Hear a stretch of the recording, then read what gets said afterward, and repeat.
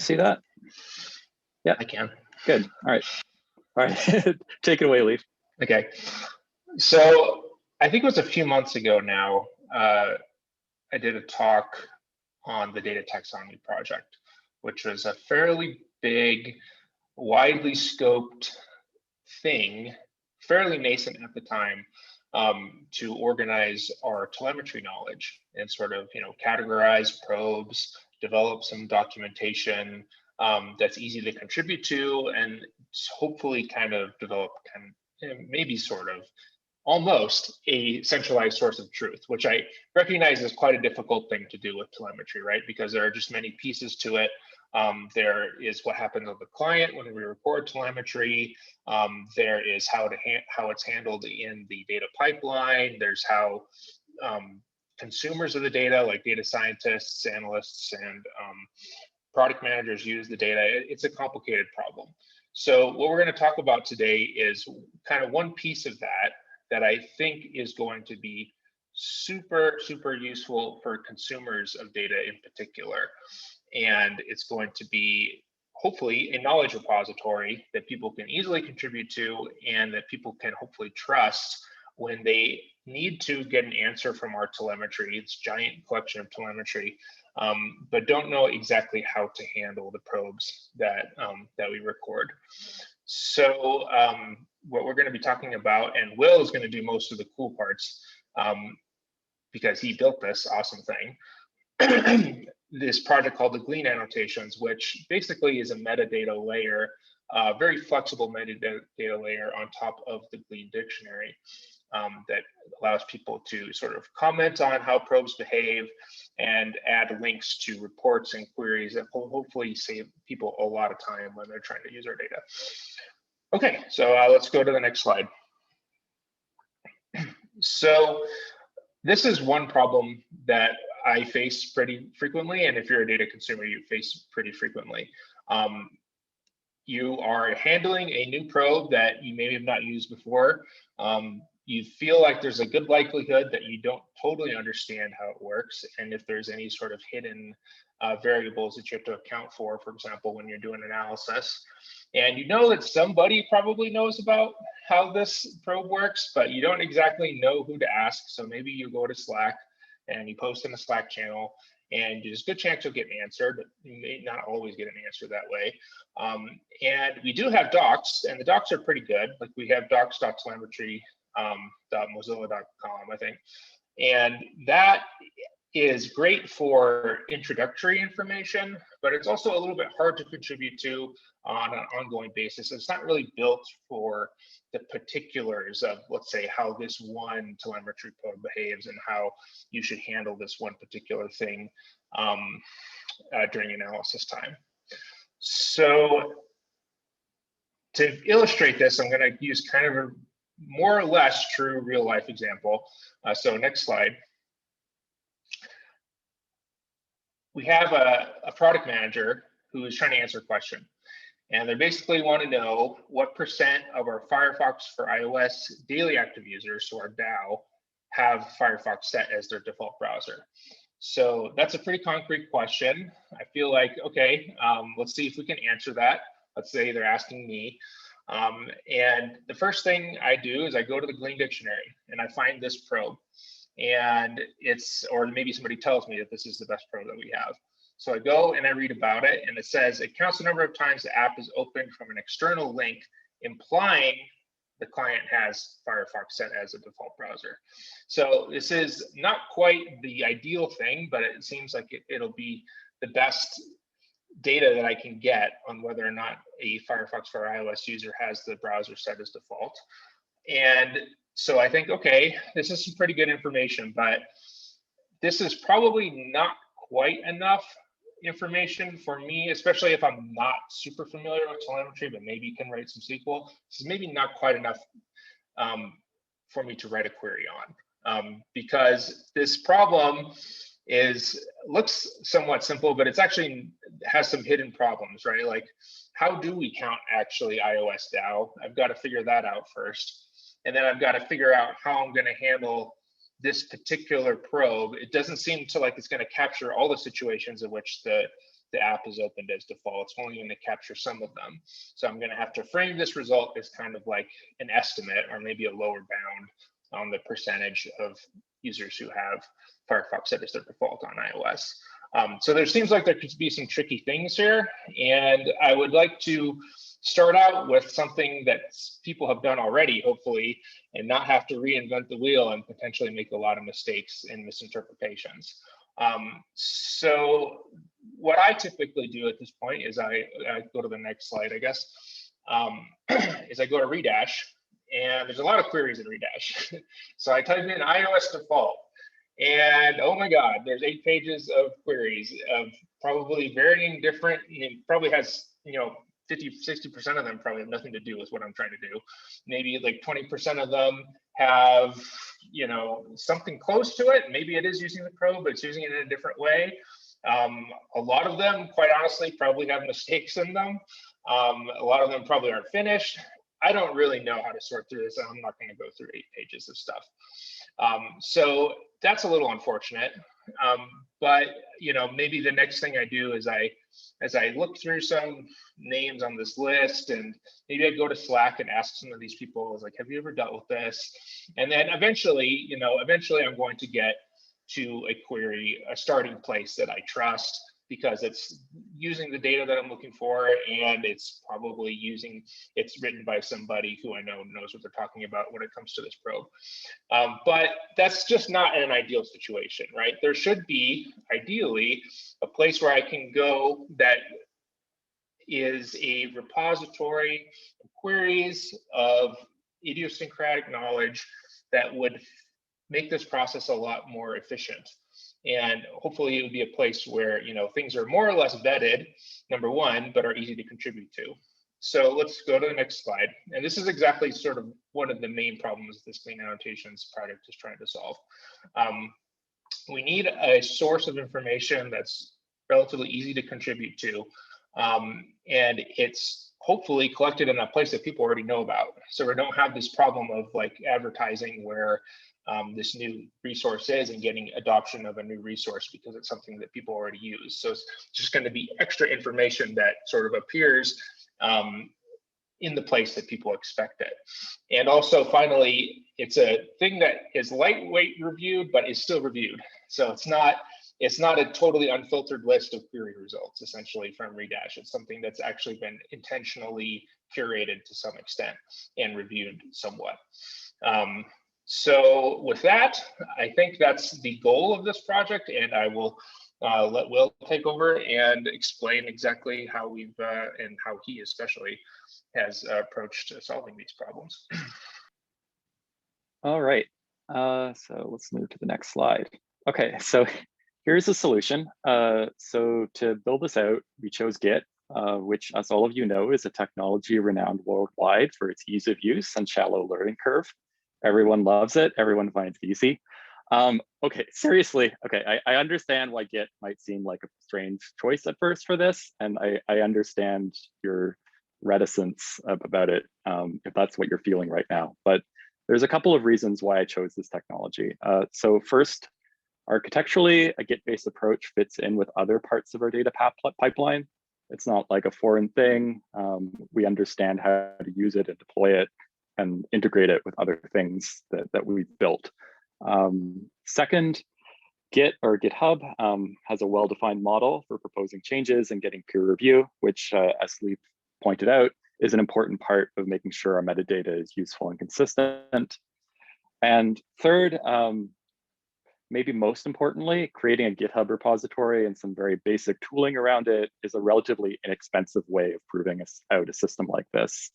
If adding annotations to our metrics catches on to some degree, I expect it will, but the system is seen as having too much friction. It's just too hard for people to work with Git.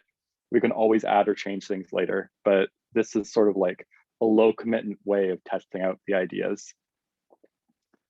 So what does that actually look like? Annotations are defined as markdown files inside the GitHub repository. So what happens is that the Glean dictionary pulls this information in and then renders it as people look at metrics inside the Glean dictionary in a commentary section underneath other metric metadata. So in a lot of ways, this is very similar in spirit to other documentation systems that we already have, like docs.telemetry.mozilla.org, which is also essentially just a collection of markdown documents. But I think people have had some issues contributing and working with docs.telemetry.mozilla.org. I'm well aware of that. I think this system will be a little different. So I'm going to try to prove that to you now with a little bit of a live demo. Apologies to those who have already seen this, but I think this will be interesting for posterity. So this is the Glean dictionary that you've probably seen before. Let's dive into something. This is a list of metrics. Let's take a look at this one. Just random stuff. Okay, so this is the standard set of Glean metadata. And then there's this commentary section, right? Nobody's added any commentary for this metric yet. So there's this add some link, and you can click on that. And then that, you don't have to check a repository out. You don't have to like navigate through like the hierarchy that I've created or anything like that. Like you just know this metric, you used it for something, you click the button, and now you can just start writing. And I think GitHub's editor is actually pretty good. You know, so you can swap very easily between like the edit mode and the preview mode. So you can see, oh, this is what it looks like here. If you add some, you know, formatting, that'll appear. And like, I think the idea is that these annotations aren't supposed to be super long. Like we're not asking people to write War and Peace. We're just asking people to give some useful metadata, which will help people solve problems. So it should be a few paragraphs. I think this is a good interface for writing a few paragraphs. And when you're happy with your work, you can use this interface to create a new branch and start a pull request. Right now, it's still offering to let you commit stuff directly, but I think that's something that will be changing in the near future. But at this point, it's just basically pressing a few buttons and, you know, filing it and then getting somebody to review it. If you're not too familiar with GitHub, it's like, I think this part of the workflow is actually relatively easy. Like we had a technical writer working with us last summer. She was pretty unfamiliar with Git, but like she was able to like get this type of workflow working well enough. And I think that if that's the case for her, I think it should be the case for most people on the data team who might want to add commentary. Yeah, just quickly, I guess I'll just give a quick demo of what it's like if something already exists. Oh, desktop. So that default browser annotation that Leif mentioned. So here's the commentary that he wrote up for that. And you know, if you have something to add, the interface is very similar. You just edit the existing one and it'll take you to an interface where you can make whatever changes you might want. So hopefully that's straightforward. I guess you shouldn't really say things are straightforward because I'm always surprised at where people find difficulty. And you know, as the creator of the thing, I don't always have perfect empathy into what the points of friction are. But I think all in all, this is like a pretty reasonable interface, or I hope it is. All right. So let's move back. All right. So just moving on. So I think this actually is just kind of the beginning. So beyond just commentary, this annotation system will also allow us to prototype and do various other interesting things. So like one convention that's very common in these type of markdown-based systems is to have what's called YAML-based front matter. So like this is what Jekyll or Hugo or like a lot of content management systems use to like basically allow people to add structured annotations to their documents. And we can use the same approach in the Glean dictionary. So, you know, here's an example of like adding what's called a feature annotation to a Firefox for Android metric, which is something I've been experimenting with over the last couple of weeks. And like this approach can actually be really powerful.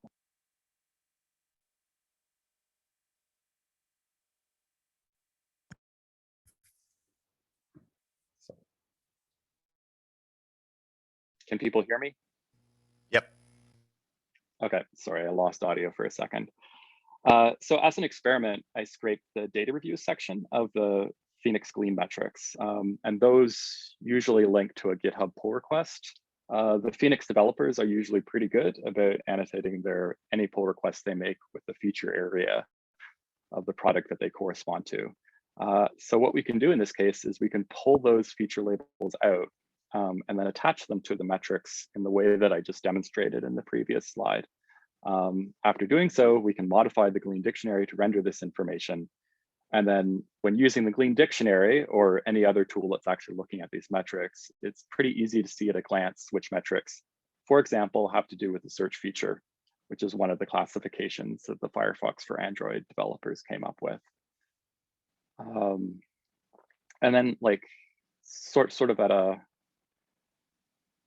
higher level, we can sort of, it might actually be fun to visualize this information.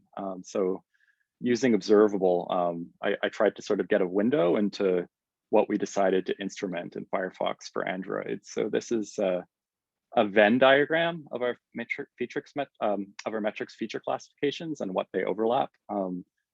Larger circles indicate a larger number of metrics with that feature classification. So actually, just to give you some context, there's like maybe 600 or so metrics, Glean metrics for Firefox for Android. And like, well, it's not actually a feature classification, but like that unknown blob is like about 40 metrics. So that might give you an idea of the scale that we're talking about. As you can see, there's like just a really, really long tail of feature telemetry, which I think is kind of interesting. Also, there's very little overlap between the various types of instrumentation, with a couple of exceptions. It seems like search, voice, and discovery have a fair bit of overlap, and content menu text selection also have a fair bit of overlap, which actually makes me wonder if maybe those all should just be lumped together. I don't know. Anyway, and as I mentioned, we have a very big chunk of Phoenix metrics which do not have any feature categorization whatsoever. Basically meaning that the pull request where the data review happened didn't have a GitHub label attached. But that's something that we can do afterwards, after the fact, right? Just by hand. But 40 metrics is, you can just sort of grind through that, I think, in a few hours, most likely. Yeah, and then I just wanted to make a quick note for the data engineering and SRE folks who might be interested. Yes, this is a minor change to the way our data pipeline will work under the hood. So where we used to have a deploy pattern where like the only source of truth basically on what our metrics are was the metrics files in the source repositories of our applications. So we now also have this repository of markdown files, which need to be parsed and cross-referenced with the data, depending on what you want to do.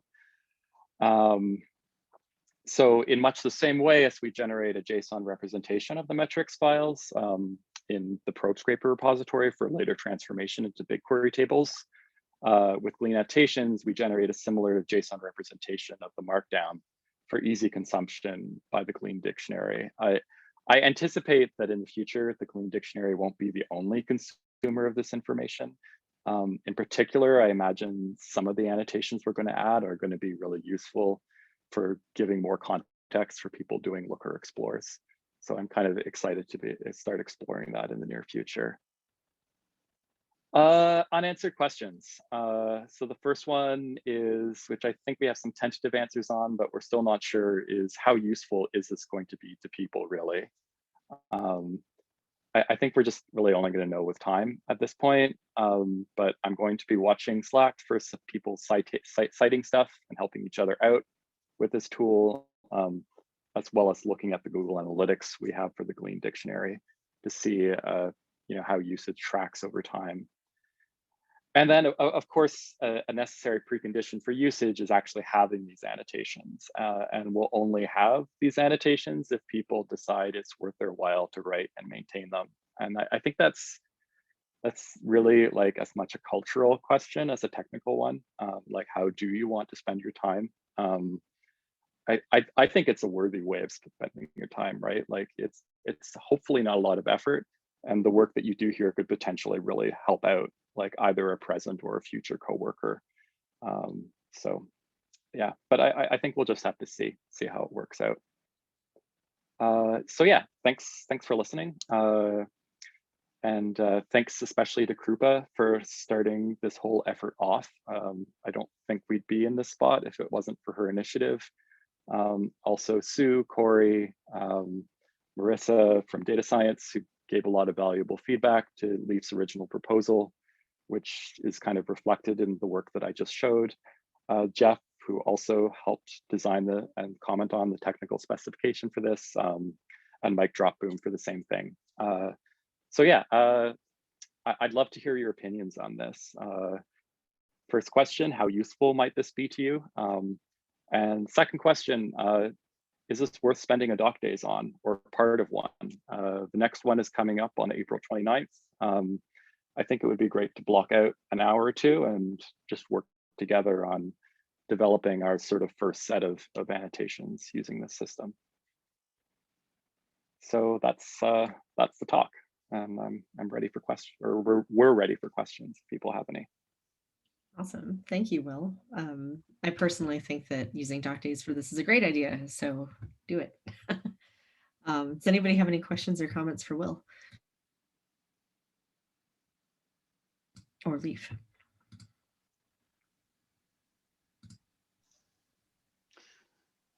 Did I see you surfacing this in a Looker Explorer or something like that in chat, or was I hallucinating? Yeah. Yeah, is it in production now? Cool. Yeah, you should go show them. Yeah. We'll or demo. Yeah. I guess we could. No question. This is actually a little different because this is just linking to the Glean dictionary, but where is it?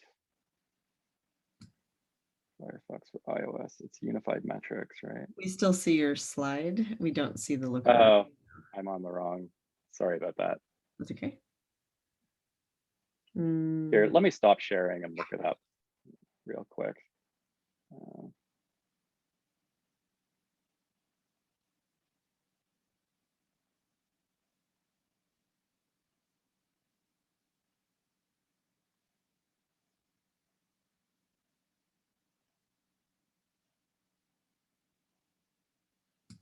While you cue that up, Mark, yeah. raised. Did you want to ask something, or is it gonna? Yeah, go ahead. Yeah, it might compete with Will's attention right now, but the question I have is whether you've given some thought to capturing the sort of like the question asking side, like for people to say like, I want to know this thing about this measure, to separate that from the answering side.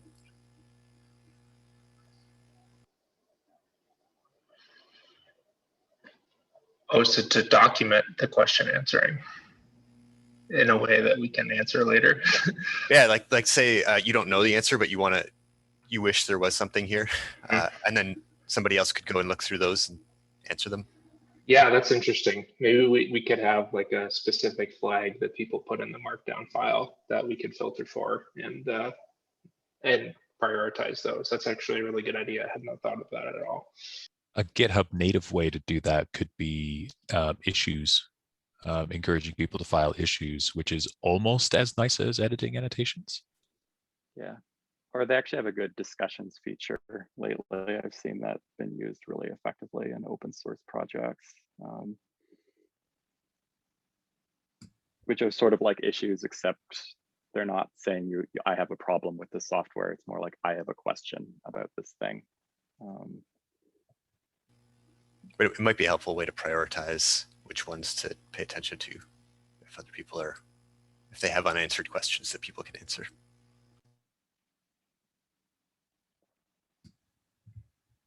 Are you ready with the demo, or should we go to Chetan's question? I don't know. I don't have I'd have to look. I have a more impressive version of this somewhere, but I'll just do that. I think this will give the idea. Okay, so this is Looker. The neat thing is that any Looker metric or dimension, you can like attach this type of arbitrary, you can attach arbitrary metadata called a link to, which can include an icon and something else. So let's say, this is not the best demo, but like, let's say you're looking at a bunch of client ID information in Looker. I don't know why you would do this, but let's say you were, and you're wondering, oh, what is a client ID anyway? So that there's now this in this one Explorer, but we'll probably add it everywhere. There's now this link section that'll actually just link out to the Glean dictionary entry for that link. This is probably not so interesting for a client ID, but like if say a product manager is looking at a dashboard with the count of say the number of times the reader mode was open, right? They might have a question of like, where is this data even coming from? Has a data scientist commented on it or looked at this? In that case, you know, right on the graph, you know, if you click on any data point, it'll actually offer to like point you at the Glean dictionary entry for that particular, for the metric or the Glean metric underlying whatever Looker is displaying. So it's, I think, a really powerful way to, you know, go from like looking at some data to the source of truth that underlies it. So it's pretty exciting. Yeah.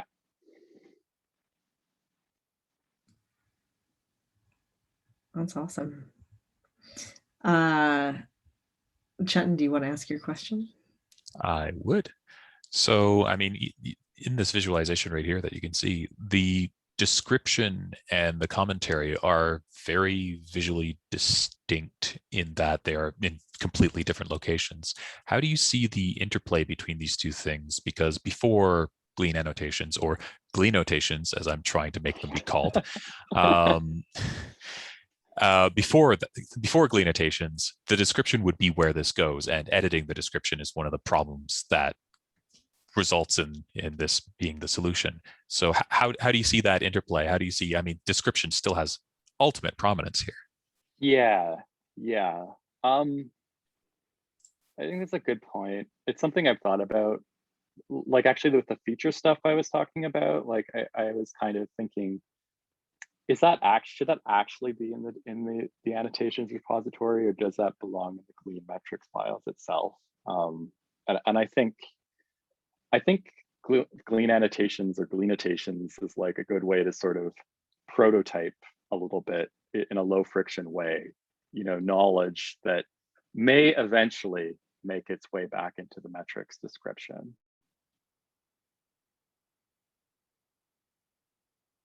We lost your audio again, dang it. Yeah. I lost audio again. Did most of that come through? You're back. Only the first bit. Okay. I guess I'll try to repeat my answer. Apologies.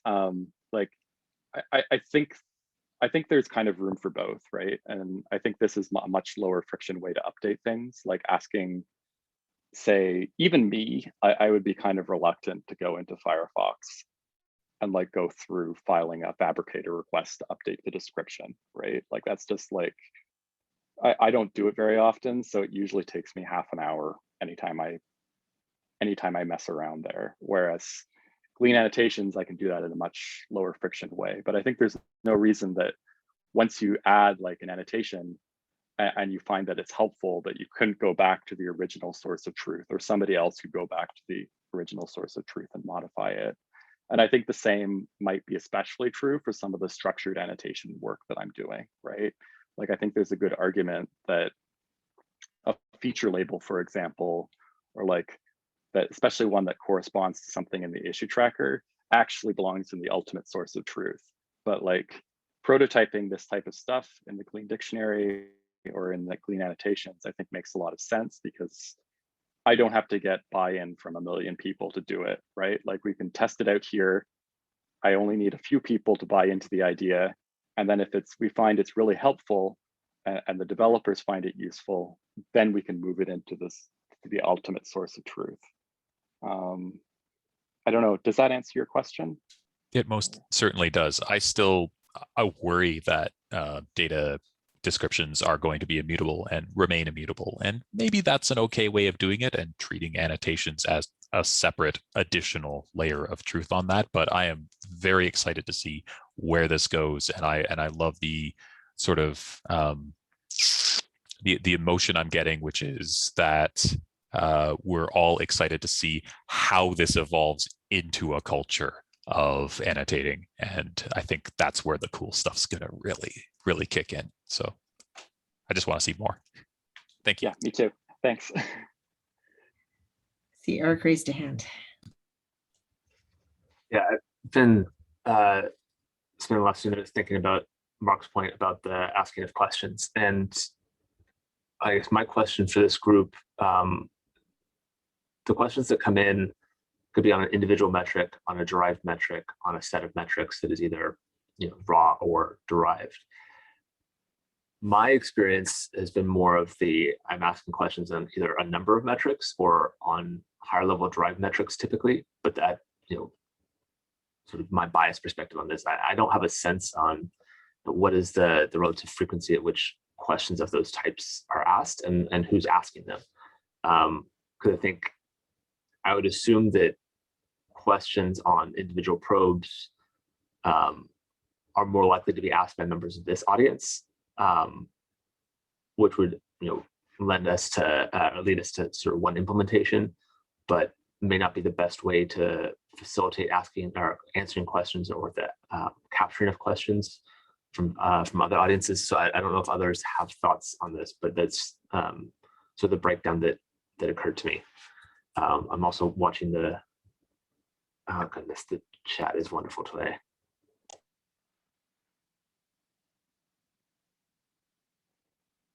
Maybe Leif, do you want to take a first crack at answering that? Yeah, sorry, I was muted.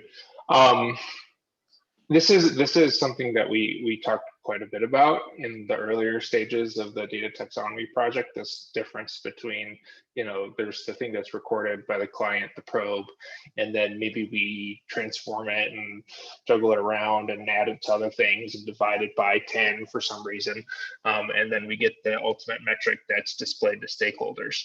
And that is something that we would like to be able to,